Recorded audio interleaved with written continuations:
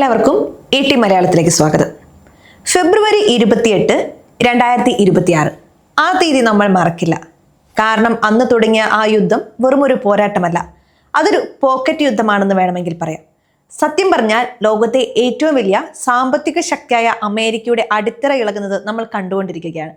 സംഗതി നിസ്സാരമല്ലെന്ന് നമ്മൾ മനസ്സിലാക്കണം. ഇനി ഞാൻ പറയാൻ പോകുന്നത് നിങ്ങൾ ശ്രദ്ധിച്ച് കേൾക്കണം. ഇറാൻ ഇപ്പോൾ ചെയ്യുന്നത് എന്താണെന്നറിയാമോ? അവർ ഹോർമുസ് കടലിടുക്ക് അടച്ചു.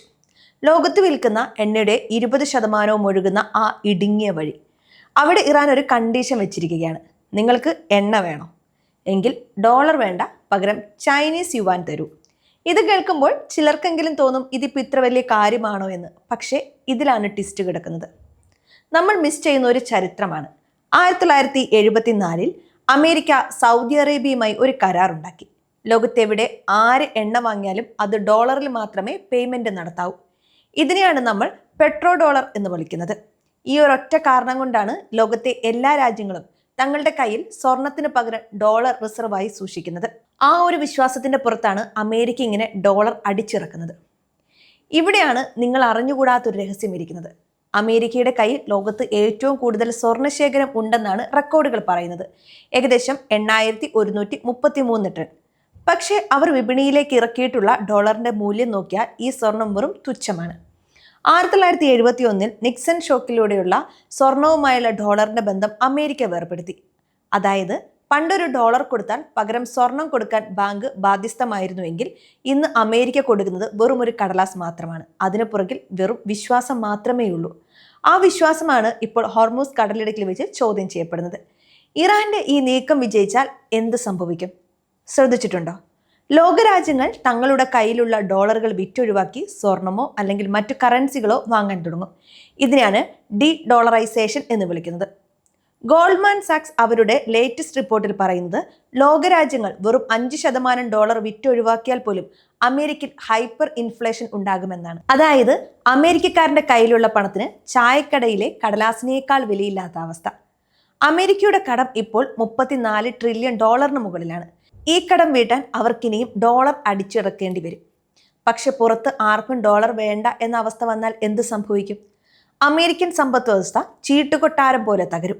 വാൾസ്ട്രീറ്റിലെ വലിയ ഇൻവെസ്റ്റ്മെന്റ് ബാങ്കായ JP മോർഗൻ മുന്നറിയിപ്പ് നൽകുന്നത് ഡോളറിന്റെ ആധിപത്യം അവസാനിക്കുന്നത് ലോകത്തെ സാമ്പത്തിക ക്രമത്തെ തന്നെ മാറ്റിമറിക്കുമെന്നാണ്. ഇത് നമ്മളെ എങ്ങനെ ബാധിക്കും?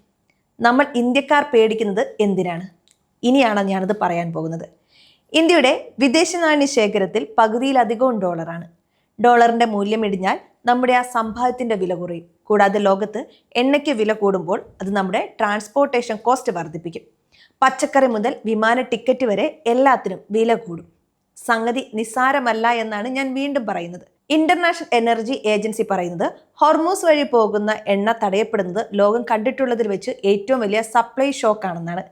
ഇന്ത്യയുടെ പകുതിയോളം എണ്ണ വരുന്നത് ഈ വഴിയിലൂടെയാണ്. ദിവസം 27 ലക്ഷം ബാരൽ. ഇത് ബ്ലോക്കായാൽ നമ്മൾ ബദൽ വഴികൾ തേടേണ്ടി വരും. പക്ഷേ അതിൻ്റെ ചിലവ് എത്രയായിരിക്കും? ശ്രദ്ധിച്ചിട്ടുണ്ടോ? ചൈന ഇവിടെ വലിയൊരു കളി കളിക്കുന്നുണ്ട്.